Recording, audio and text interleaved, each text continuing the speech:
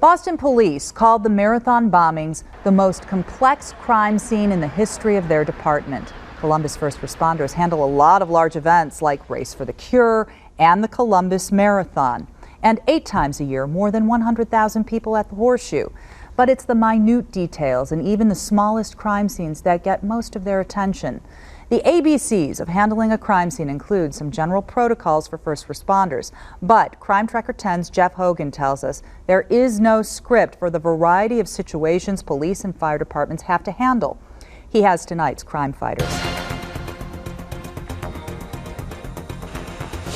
Your victim dies once, but your crime scene dies 100 times. Words that define how difficult it is for investigators to maintain the integrity of a crime scene. That scene is really only pristine, when whoever committed the crime leaves it and before the first person discovers it. From there, law enforcement says people are either bringing something inside the police tape or taking something away, or both. Fire department medics enter the scene only after it's secured by police. The patient care is the top of the list of getting things taken care of, and the police understand that things are going to get disturbed. Captain Scott Crummell can remember recently entering a safe scene that quickly got dangerous. We're working on the patient there on the floor, and there's a couple weapons on the kitchen table, and a whole argument of people going on in the front room.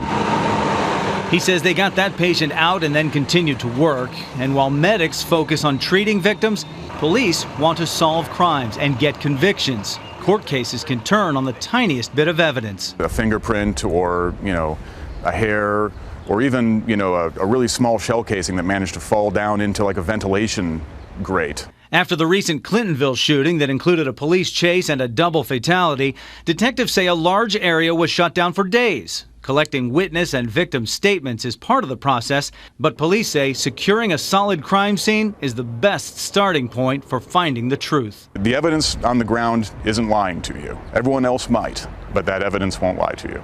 In Columbus, Jeff Hogan for Crime Tracker 10.